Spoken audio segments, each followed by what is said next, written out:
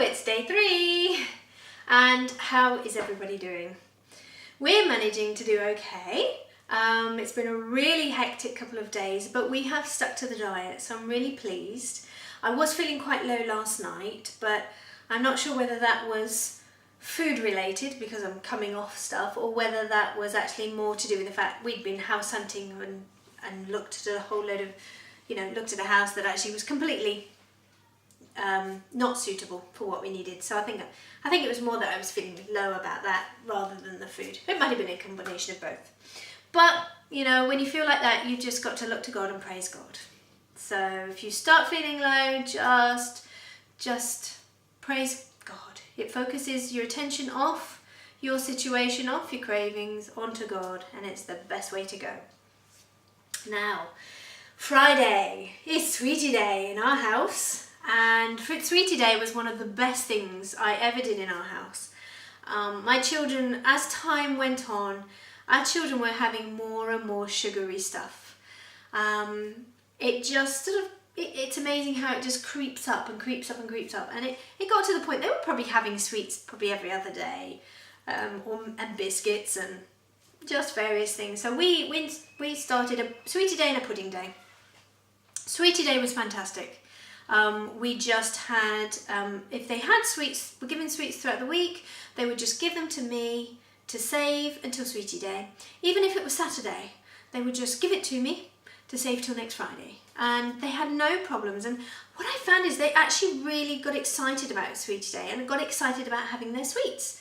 Whereas before, they were almost like desperate to have sweets. It was like, I want sweets, I want sweets. And there was almost this desperation. But once we started a Sweetie Day, it almost stopped, and it was like the rest of the week they didn't bother about sweets. They didn't really think about it. If I went into a shop, they didn't ask. If they did, I would just say it's not Sweetie Day, and they go, oh yes, and that was it. And it worked really well. And then on Sweetie Day, they really enjoyed their sweets, and I didn't give them much. I'd only give them like a little pot. So it's not even a full packet of sweets they would have. Though if Daddy gave them sweets, then they would have a big pot. You pick a mix, you get in a pot. I would buy one of those for all 3 of them to last sort of about 3 weeks. And my husband would buy them 1 pot each for 1 week. But then that's what daddies are for, isn't it? So, but anyway, on the diet, I didn't want them to feel deprived because, and this was their thing, Sweetie Day. Something they look forward to. So we were going to have frozen grapes for Sweetie Day. Frozen grapes are fantastic. Just get your grapes, wash them, take them off the stalks and pop them in the freezer. And then every time you fancy a little bit of a sweetness fix, you can just take 1 or 2 of those, and they're lovely. Really nice. I really advise you try it because it's lovely. Anyway, my children have had them before and they were really excited about having that. But we had a problem with our shopping order because when it arrived the other day, there was no, I didn't realise till later, but there was hardly any fruit and veg, and it had been left on the lorry. So, and it was too late for them to come back with it. So I rang Acadia up, they were fantastic, sorted it all out, reordered it for me, gave me a discount to say sorry, and it's just one of those things. It was human error. I've never had a problem with Acadia, they're brilliant. So I wasn't worried. And like I said, I got a voucher. I got in fact, it wasn't even a voucher, it just took money off what I was paying. So that was really nice. But it meant that my grapes didn't arrive till this morning, which meant that they wouldn't be frozen in time for us to have for sweeties. So I'd already looked anyway at some recipes for sort of making some chocolatey sweet things. So we made these, anyway, I just did some chocolate covered fruit. I'm really busy today because I'm trying to catch up with laundry and everything because we've been so busy lately. And so I needed something really quick and easy. So we did these chocolate covered fruit. And my children just went absolutely potty over them. Love them. And they were so easy to make. So I thought, I know, I'll tell you about it on this video. So it's making this video slightly longer than normal. But I just thought I'd quickly tell you about it. And how to make them. You need, I use cup measurements because, cups must have been invented by busy mums. Americans out there, your cup system is fantastic. thumbs up for your cup system. So you need 1/4 cup of coconut oil.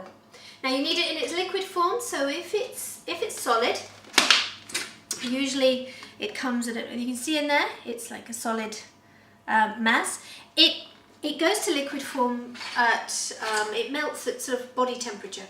So it doesn't take much to warm it. So just pop it in a pan and just want a very gentle heat, just enough to liquefy it. You don't want it hot, you just want it warm. So body temperature, get it melted. You then need 1/4 cup of chocolate powder. Now this is just Cadbury's Bournville cocoa. It's got nothing in it. The ingredients just say ingredients cocoa powder, and that is it. Chocolate cocoa powder. If you want to be really healthy, get raw cocoa powder. Or just buy the stuff. Just check the labels and make sure you read what's in it, because usually they add sugar and things into it, which you don't want. Now to give your chocolate a bit of sweetness, you can add some agave nectar. Agave nectar is quite good because it doesn't spike your blood sugar levels. You could probably use honey.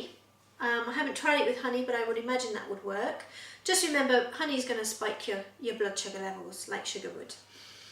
Now I put in 1 to 2 tablespoons of this. You don't want it too sweet. Firstly, we're using it for on fruit, and the fruit's sweet anyway. So having the contrast of the bitterness of the chocolate with the sweetness of the fruit is nice anyway. So you don't want it too sweet for that. But also, we're trying to cut down on the artificial sweetenings. Now, agave nectar comes from a plant, and it's not refined in the same way as sugar, and it doesn't affect your blood sugar levels in the same way. So it is a bit better, but it's still a sweetening, and it's still going to fool your taste buds. And we want to sort of wean our bodies off the sugars, the really sweet foods. Because we want our taste buds to come alive and start tasting food for what it is.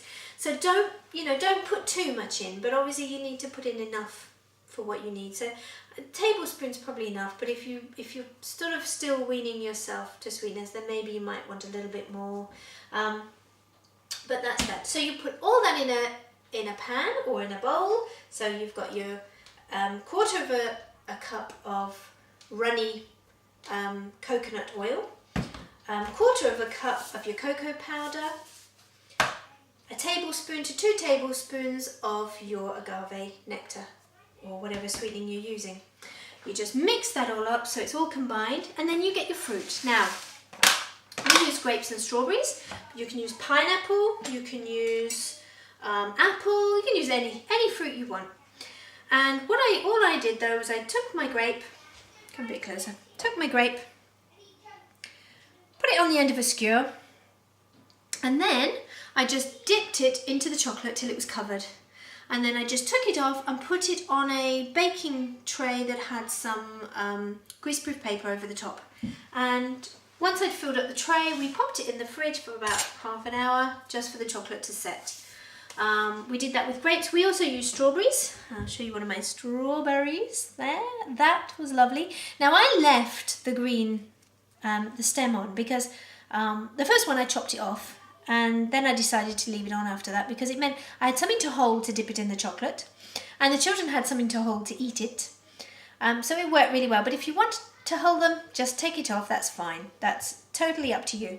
But you just dip it in, cover it with chocolate, and then put it on your baking, on your greaseproof paper. It can go on a baking tray or a plate. Pop it in the fridge until the chocolate sets. Like I said, I think we left it in for half an hour, and that was fine. And they came out really lovely. So there we are. I'll just recap. 1/4 cup of coconut oil, 1/4 cup cocoa powder, tablespoon of agave nectar, mix it all up, dip your fruit in, pop your fruit in the fridge. Half an hour later, bingo, you've got some really lovely, scrummy, chocolatey treats that are actually not bad for you. Anyway, have a great day. I'll see you tomorrow. Bye.